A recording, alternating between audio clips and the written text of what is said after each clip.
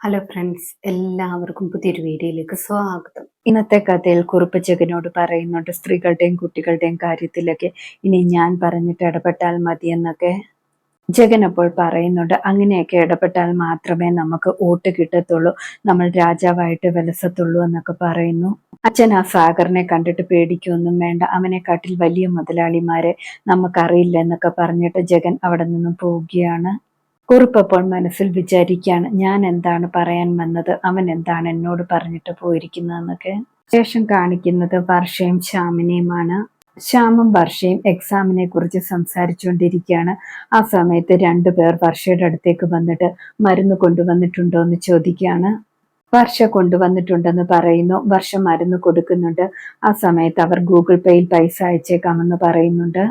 വർഷ ഞങ്ങൾക്ക് മരുന്ന് കൃത്യമായിട്ട് എത്തിച്ചു തന്നാൽ മാത്രം മതി, എന്ത് പ്രശ്നമുണ്ടെങ്കിലും ഞങ്ങൾ കൂടെയുണ്ടെന്ന് അവർ പറഞ്ഞിട്ട് പോകുന്നുണ്ട്. അവർ പോയതിന് ശേഷം ശ്യാം വർഷയോട് ചോദിക്കുന്നുണ്ട്, എന്തിനാണ് ഈ ജോലിയൊക്കെ ചെയ്യുന്നത്, വേറെ നല്ല ജോലി ചെയ്തു കൂടെ എന്നൊക്കെ ചോദിക്കുകയാണ്. വർഷ അപ്പോൾ പറയുന്നുണ്ട്, എൻ്റെ ഭർത്താവിനെ നിനക്കറിയാത്തത് കൊണ്ടാണ്, ഭാര്യമാരെ തളച്ചിടാൻ ആഗ്രഹിക്കുന്ന ഭർത്താവൊന്നുമല്ലെന്നൊക്കെ പറയുന്നു. എന്നെ കമ്പനിയിലെ MD ആക്കുന്നതിന് മുമ്പ് എനിക്ക് തരുന്ന ട്രെയിനിങ് മാത്രമാണ് ഇതെന്നൊക്കെ പറയാണ്. ശ്യാം അപ്പോൾ മനസ്സിൽ വിചാരിക്കുന്നുണ്ട്, വർഷ ഇതിൽ നിന്നും എങ്ങനെയാണ് പിന്തിരിപ്പിക്കുക എന്നൊക്കെ. വർഷ അപ്പോൾ പറയുന്നുണ്ട്, നാളത്തെ എക്സാമിനെ കുറിച്ച് എനിക്ക് കുറച്ച് ഡൗട്ട് ഉണ്ടെന്ന്. ശ്യാം അപ്പോൾ ലൈബ്രറിയിലേക്ക് പോകാൻ നമുക്ക് പഠിക്കാമെന്നൊക്കെ പറയുന്നു. മനോജും ഹരിതയും വീട്ടിലേക്ക് വരികയാണ്. സങ്കടത്തോടെ വരുന്നത് കണ്ടിട്ട് ചന്ദ്രികയും വന്ദനയും സുചിത്രയും എന്തു പറ്റിയെന്നൊക്കെ ചോദിക്കുന്നു. ഹരിത അപ്പോൾ പറയുന്നുണ്ട്, ഞാൻ ജോലി റിസൈൻ ചെയ്തെന്നൊക്കെ. ചന്ദ്രിക അപ്പോൾ പറയുന്നുണ്ട്, ഈ സമയത്ത് റിസൈൻ ചെയ്യാതെ വേറെ വഴിയില്ല, മോള് വിഷമിക്കേണ്ട, മോളുടെ കാര്യങ്ങളൊക്കെ ഞങ്ങൾ നോക്കിക്കോളാം എന്നൊക്കെ പറയുന്നു. ഹരിത അകത്തേക്ക് പോയതിന് ശേഷം ചന്ദ്രിക മനോജിനോട് പറയുന്നുണ്ട്, നിനക്ക് വല്ല ട്യൂട്ടോറിയലും പോയി പഠിപ്പിച്ചു കൂടെ എന്നൊക്കെ. സുചിത്ര അപ്പോൾ പറയുന്നുണ്ട്, ബിസിനസ് തുടങ്ങണമെന്ന് വാശിയിൽ നിൽക്കുകയല്ലേ, വേറെ ഒരു പണിക്കും പോകാത്തത് കൊണ്ടല്ലേ ഈ പ്രശ്നമെന്നൊക്കെ ചോദിക്കുന്നു. വന്ദന അപ്പോൾ മനോജിനെ കുറ്റപ്പെടുത്തുന്നുണ്ട്, അച്ഛനെ ബുദ്ധിമുട്ടിക്കാൻ വേണ്ടിയാണ് മനോജ് ഇങ്ങനെയൊക്കെ ചെയ്യുന്നതെന്നൊക്കെ പറഞ്ഞിട്ട്. ആ സമയത്ത് മാധവനും കയറി വരുന്നുണ്ട്. മാധവൻ സീറ്റ് കൊടുത്തിട്ട് പറയുന്നുണ്ട്, ഇന്നത്തോടെ എൻ്റെ ജോലി അവസാനിച്ചു, ഞാൻ റിട്ടയർഡ് ആയെന്നൊക്കെ പറയുന്നു. ഇനിയും വിശ്രമ ജീവിതമാണെന്ന് പറഞ്ഞിട്ട് മാധവൻ അകത്തേക്ക് പോകുന്നുണ്ട്. മനോജ് അപ്പോൾ പറയുന്നുണ്ട്, അച്ഛൻ്റെ ജോലിയും അവസാനിച്ചല്ലോ, ഇനി ഞാൻ എന്ത് ചെയ്യുമെന്നൊക്കെ. വന്ദന അപ്പോൾ മനോജിനോട് വീണ്ടും ദേഷ്യപ്പെടുകയാണ്, അച്ഛൻ ഇനിയെങ്കിലും വിശ്രമിക്കണ്ടേ, ഇനിയും അച്ഛനെ ബുദ്ധിമുട്ടിക്കണമെന്നാണോ ആഗ്രഹിക്കുന്നതെന്നൊക്കെ ചോദിക്കുകയാണ്. മനോജ് ഒന്നും മിണ്ടാതെ അകത്തേക്ക് കയറി പോകുന്നുണ്ട്. മാധവൻ അകത്ത് പോയിട്ട് ദൈവത്തോട് പ്രാർത്ഥിക്കുന്നുണ്ട്, വന്ദനയുടെ കാര്യം ഇതുവരെ ശരിയായില്ലല്ലോ, ഞാൻ ചന്ദ്രികയ്ക്ക് വാക്ക് കൊടുത്തിരുന്നതാണ് ഒരു വീട് വെച്ച് കൊടുക്കാമെന്ന്, അത് നടന്നില്ലല്ലോ എന്നൊക്കെ പ്രാർത്ഥിക്കുകയാണ്. ആ സമയത്ത് വന്ദന അടുത്തേക്ക് വരുന്നുണ്ട്. വന്ദന പറയുന്നുണ്ട്, അച്ഛൻ എന്തിനാണ് വിഷമിക്കുന്നത്, അച്ഛന് പൈസ കിട്ടത്തില്ലേ പിരിഞ്ഞു വരുന്നതിൻ്റെതായിട്ടുള്ളത്, അത് വെച്ച് വീട് വെക്കണമെന്നൊക്കെ പറയുന്നു. മാധവൻ അപ്പോൾ പറയുന്നുണ്ട്, അതുകൊണ്ടൊന്നും വീട് പൂർത്തിയാക്കാൻ പറ്റത്തില്ലെന്നൊക്കെ. വന്ദന അപ്പോൾ പറയുന്നുണ്ട്, പറ്റുന്ന അത്രയും ചെയ്യണം, ബാക്കിയെല്ലാം നടക്കുമെന്നൊക്കെ പറയാണ്. മാധവൻ അപ്പോൾ പറയുന്നുണ്ട്, നിന്റെ കാര്യമോ എന്ന്. ആ സമയത്ത് വന്ദന പറയുന്നുണ്ട്, ഞാൻ എൻ്റെ കാര്യം ദേവിയെയാണ് അർപ്പിച്ചിരിക്കുന്നത്, ഈ ജന്മം എനിക്ക് വിവാഹമില്ലെങ്കിൽ അങ്ങനെ തന്നെ ഞാൻ ജീവിച്ചോളാം, അഥവാ വിവാഹമുണ്ടെങ്കിൽ അത് ദേവി തന്നെ നടത്തിക്കൊള്ളുമെന്നൊക്കെ പറയാണ്. വന്ദന പോയതിന് ശേഷം മാധവൻ ദൈവത്തോട് പറയുന്നുണ്ട്, നിന്നെ വിശ്വസിച്ചാണ് അവൾ ജീവിക്കുന്നതെന്നൊക്കെ.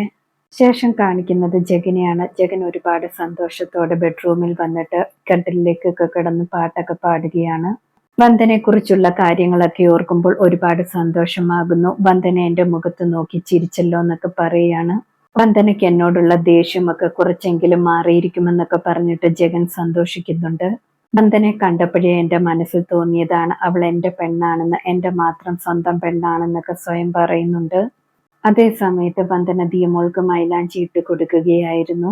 ദിയമോൾ പറയുന്നുണ്ട്, കല്യാണ സമയത്ത് മൈലാഞ്ചിയൊക്കെ ഇട്ട് ആഭരണങ്ങളും ഒക്കെ ആയിട്ട് പെൺകുട്ടികളെ കാണുന്നത് ഒരുപാട് ഇഷ്ടമാണെന്നൊക്കെ.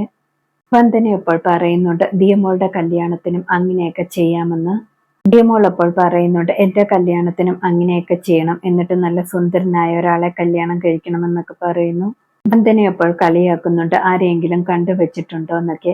ഡിയമോൾ അപ്പോൾ പറയുന്നുണ്ട്, ജഗൻ അങ്കിളിനെ പോലെയുള്ള ഒരാളെ വേണമെന്നൊക്കെ. ജഗൻ അങ്കിൾ നല്ല സ്മാർട്ടായിട്ടും കാണാനും നല്ല ഭംഗിയുള്ള അങ്കിളാണെന്നൊക്കെ പറയാണ്. വന്ദന അപ്പോൾ ചിരിച്ചുകൊണ്ട് കൊള്ളാമല്ലോ എന്നൊക്കെ പറയാണ്.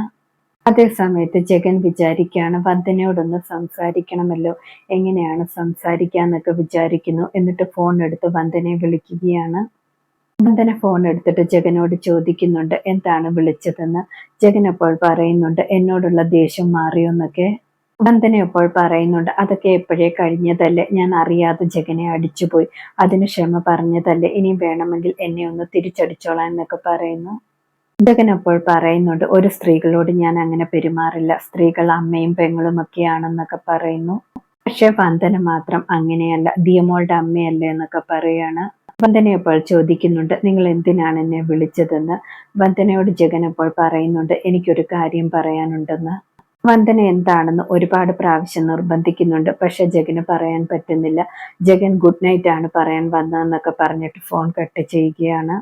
ഫോൺ വെച്ചതിന് ശേഷം ദിയമോൾ വന്ദനയോട് ചോദിക്കുന്നുണ്ട് ആരാണ് ഫോൺ വിളിച്ചതെന്ന്.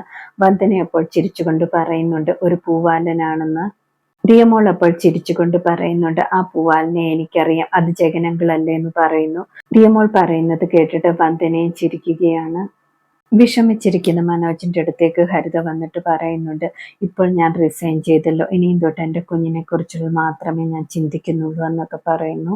ഹരിത പറയുന്നത് കേട്ടിട്ട് മനോജ് വിഷമത്തോടെ ഇരിക്കുകയാണ്. ഇന്നത്തെ കഥ ഇതോടെ അവസാനിക്കുന്നു. പുതിയൊരു കഥയുമായി വീണ്ടും കാണാം. Thank you.